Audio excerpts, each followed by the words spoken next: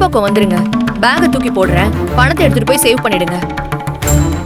ஏன்னா பெரிய தொகை இல்ல. மறுநாள் காலையில பணத்தை காணோம்ன உடனே கண்டிப்பா போலீஸ்க்கு போவாங்க. பணம் வீட்டுக்குள்ள இருந்தா சிக்கல் ஆயிடும். நம்ம மாட்டிக்க கூடாதுல்ல. அஸ்வின் சார்லாம் அதெல்லாம் ஒரு பெரிய பணமே இல்ல. அதனால அந்த பணத்தை நம்ம 2 பேரும் பாதியா பிரிச்சுக்கலாம். என்னது உனக்கு பாதி கொடுக்கணுமா? நீ ரொம்ப ஆசைப்படாத. நான் தான் முதல்ல பணத்தை அடிக்கிறதுக்கு வழியை பாருங்க, அப்புறம் பிரிச்சுக்கிறதுக்கு சண்டை போட்டுக்கலாம். ஆனா மகா, இவ்ளோ பெரிய அமௌண்ட்டை கடனா வாங்கினது பெரிய விஷயமே இல்ல. இத பத்திரமா வச்சுக்கிட்டு நாளைக்கு கொண்டு போய் ஓனர் கிட்ட ஒப்படைக்கணும். ஏன்னா ஒரு இன்வெஸ்டர் கிட்ட செக் வாங்கினதை தெரிஞ்சுக்கிட்டு அங்க வந்து செக்கையே கிழிச்சு போட்டு போனானுங்க. பணம் இருக்குன்னு தெரிஞ்சது அவ்வளவுதான்.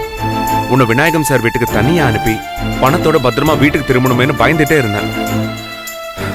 நல்ல வேளை அவரோட கார்லயே பணத்தோட வந்து இறங்கிட்டேன். பணம் வீட்டுக்குள்ள இருக்கிற வரைக்கும் பயம் இல்லைங்க. நாளைக்கு ஹாஸ்பிட்டலுக்கு போகும்போது தான் கவனமா போகணும். ஆனா மகா இனிமே அவ்வளவு சுலபத்துல பணத்தை லூஸ் பண்ண மாட்டாங்க. பணத்தை பாதுகாப்போட தான் வச்சிருப்பாங்க. அவங்கள மீறி உங்களால பணத்தை எடுக்க முடியும்னு எனக்கு தோணல. என்கிட்ட யாராவது உன்னால முடியாதுன்னு சொன்னா அத வீம்புக்குனே முடிச்சு காட்டுறவதான் இந்த வெண்ணிலா. என்னால முடியாதுன்னா இந்த உலகத்துல யாராலையும் முடியாதுன்னு அர்த்தம். இருந்தாலும் உங்களுக்கு ஓவர் கான்ஃபிடன்ஸ் தான். அஸ்வின் சார், நான் பணத்தை எடுத்ததுக்கு அப்புறம் நீங்க இந்த வார்த்தையை வாபஸ் வாங்க வேண்டியதா இருக்கும். ரெடியா இருந்துக்கோங்க. அக்கா பணத்தை கலவரதுல ரொம்ப எக்ஸ்பீரியன்ஸ் இருக்கும் போலயே. டேய், எனக்கு கிண்டலா? சே, உங்களை பெருமையா பேசுறாங்க.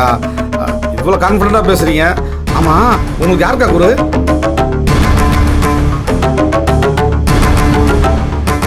என்னக்கா யோசிக்கிறீங்க?